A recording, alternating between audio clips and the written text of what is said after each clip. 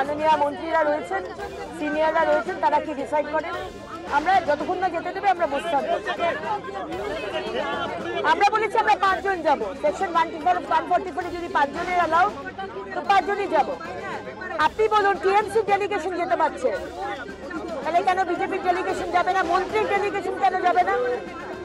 মন্ত্রীরা কেন যেতে পারবে না? টিএমসির মন্ত্রীরা যেতে পারবে, কেন্দ্রের মন্ত্রী যেতে পারবে না কেন? কি ঢাকার আছে, কি লুকোবার আছে? মুখ্যমন্ত্রী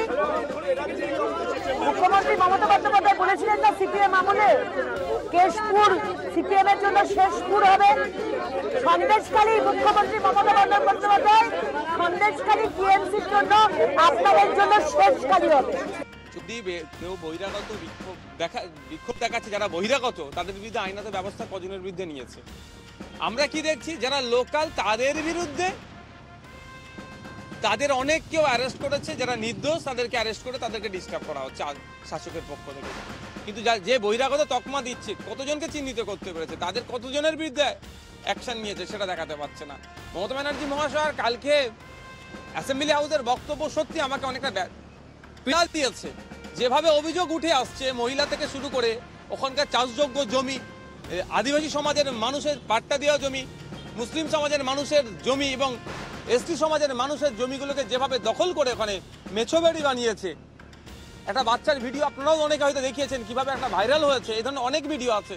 তারপরেও সততার প্রতি তিনি তার পক্ষ থেকে এই যেভাবে শাহজাহান শেখের বা ওইখানে যারা অনুগামী তাদের আছে তাদের পক্ষ নিল, এটা আমাকে সত্যি আমাকে পীড়া দিয়েছে। कहीं भी महिलाओं पर अत्याचार हो, कुछ भी हिंसा हो, वो निंदनीय है, वो दुर्भाग्यपूर्ण है।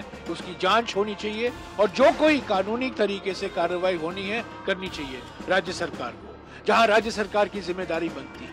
लॉ एंड ऑर्डर तो राज्य सरकार की जिम्मेदारी है, तो राज्य सरकार को इसको गंभीरता से लेना चाहिए और ऐसे हादसे को राजनीतिकरण नहीं करना चाहिए। শাহজাহান के तृणमूल कांग्रेस परित्याग करते पारबे ना। শাহজাহানই তৃণমূল, তৃণমূলই শাহজাহান।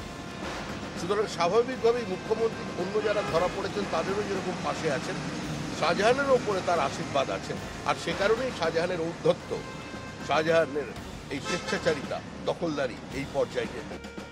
আপনি ভাবছেন আমি লক্ষ্মীর ভান্ডার দিয়ে দিলাম, 1000 টাকা পাইয়ে দিলাম, 200 টাকা বাড়িয়ে দিলাম, সব বাংলার মা বোনেরা আপনার গোলাম হয়ে গেল। এই ধারণা আপনার ভুল, এই ধারণা আপনার ভুল। বাংলার মা বোনেদের ইজ্জতের দাম আছে। বাংলার মা বোনেরা আজও তাদের ইজ্জতকে সব থেকে মূল্যবান সম্পদ বলে মনে করে। আপনি 1000 টাকা 1200 টাকার বিনিময়ে তাদের ইজ্জতকে খরিদ করতে যাবেন না।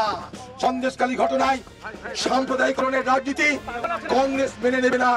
আমরা এটা নিয়ে সারা পশ্চিমবঙ্গ জুড়ে প্রচার করব। আপনি বলছেন এখানে আরএসএস এর ঘাঁটি, আরএসএস এর ঘাঁটি হলে আপনি কি করে ভোটে যেতেন? দিদি আর মোদি বাংলার রাজনীতিকে আবার হিন্দু মুসলমানের মধ্যে বিভাজনের চেষ্টা শুরু করে দিয়েছেন। আর নিন্দা জানানোর ভাষা নেই। শুধু একটা কথাই বলবো, বাংলার মুখ্যমন্ত্রী আপনি আজ এক নিষ্ঠুরতার রানীতে রূপান্তরিত হয়েছেন। তাহলে এই কমিটি কোথায় ছিল যখন 3রা অক্টোবর আমাদের সর্বভারতীয় সাধারণ সম্পাদক সাংসদ অভিষেক বন্দ্যোপাধ্যায়ের নেতৃত্বে কেন্দ্রের প্রতিমন্ত্রী দেওয়া অ্যাপয়েন্টমেন্ট অনুযায়ী আমরা তৃণমূল কংগ্রেসের সাংসদরা কৃষি ভবনে গিয়েছিলাম, যেখানে 2.5 থেকে 3 ঘন্টা আমাদের বসিয়ে রেখে ব্যাকডোর দিয়ে আমাদের সাথে দেখা না করে মন্ত্রী পালিয়ে যাওয়ার পর আমরা সেখানে শান্তিপূর্ণ প্রতিবাদ করার জন্য অবস্থান করছিলাম। সেখানে দিল্লির পুলিশ, অমিত শাহের পুলিশ, কেন্দ্রীয় বাহিনী কিভাবে আমাদের সাংসদদের ওপর শারীরিক নির্যাতন করেছে, মারধর করেছে, আমাদের মহিলা সাংসদদের টানতে টানতে সেখান থেকে বার করে দিয়েছে, আমাদের সিনিয়র পার্লামেন্টারিয়ান যারা ছিলেন তাদের ওপর শারীরিক নির্যাতন করেছে, আমাদেরকে কিভাবে শারীরিক নির্যাতন করেছে, সেটা সারা ভারতবর্ষের মানুষ, সারা পৃথিবীর মানুষ দেখেছে। সেই সময় তখন এই কমিটি কেন চোখ বুজে বসেছিল, তার উত্তরটা কে দেবে? একটা রাজনৈতিক দলের কোন ফ্যাক্ট ফাইন্ডিং টিম আছে না আছে তার কোনো গুরুত্ব নেই। এটা সরকারি দল হলে সরকার তাকে পুলিশ দিয়ে প্রোটেকশন দিয়ে নিয়ে যেতে পারত।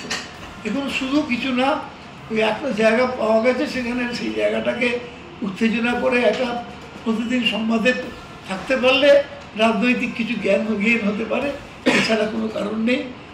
পরিস্থিতি অনেক শান্ত, মুখ্যমন্ত্রী পদক্ষেপ নিয়েছেন এবং যাতে করে এবং গ্রেপ্তার করেছেন, যারা অন্যায় করেছে তাদেরও গ্রেপ্তার করেছেন, এবং যারা ওখানে উস্কানি দিচ্ছেন তাদেরও গ্রেপ্তার করেছেন। ফলে আমার ধারণা যে এই মুহূর্তে কোনো বহিরাগতকে ওখানে ঢুকতে দেওয়া উচিত হবে না, তাহলে জায়গাটা যে অশান্ত হয়ে পড়ছে।